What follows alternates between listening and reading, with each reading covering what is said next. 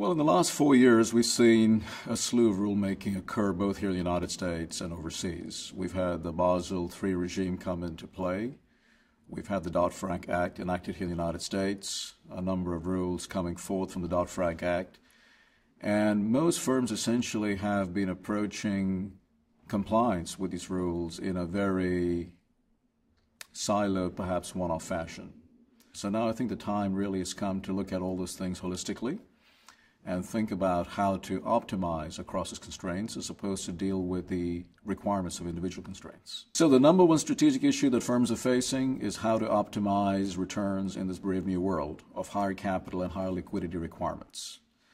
And what firms are doing, the leading firms are doing, is really parsing through the data that they have to really understand at a more granular level where essentially capital is being consumed in their portfolios. So how much capital do they need for stress testing purposes? Okay, that's one aspect.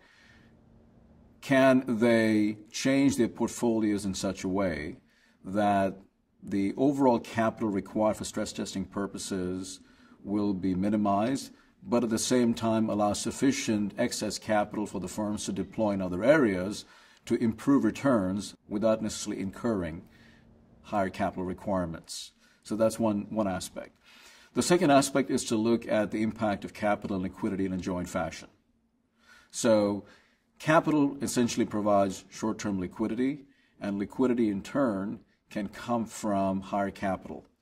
I think firms have to start acting now, and the reason for that is that this is a fairly significant problem and one that requires a lot of data, a lot of analysis, and frankly, the rules are going to keep changing either in significant fashion or incrementally. So really waiting for an end state is probably not the best strategy for firms to follow, simply because it's not clear what that end state will be.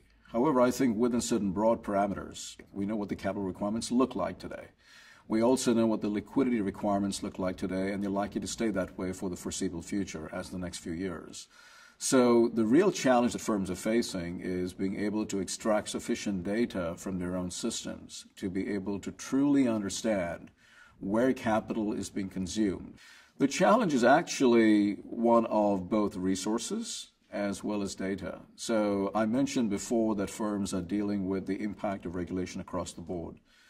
And that regulation is consuming significant manpower at these firms, which, as you know, have already been in cost efficiency mode for several years now.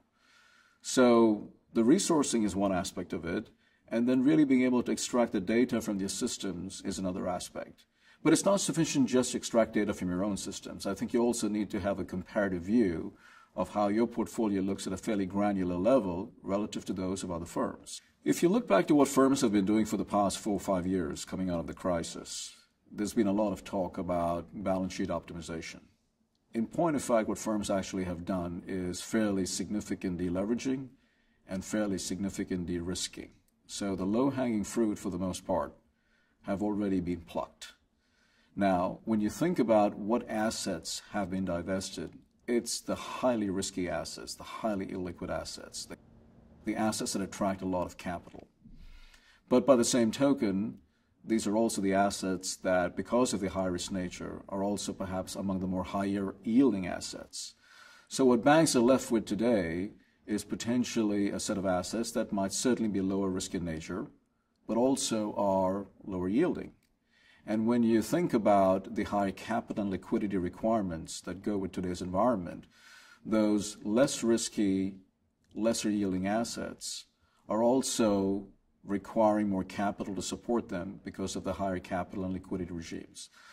So the way to think about this going forward is for firms to really understand at the margin where potentially their portfolios might be reconfigured, so that if you've got a little bit too much risk on the margin in perhaps one set of portfolios, how can you perhaps reduce the risk slightly at the margin so that you have overall lesser capital requirements, because that marginal aspect of your portfolio might attract disproportionate capital when a stress scenario is applied to it. I think the markets are fairly efficient. Given the changes that are happening in the industry, it's really hard to say, Here's a set of activities and portfolios that if we jump into or we jump out of, will very quickly result in lower capital requirements or higher returns. The easy work has already been done. Now it's time for the hot stuff.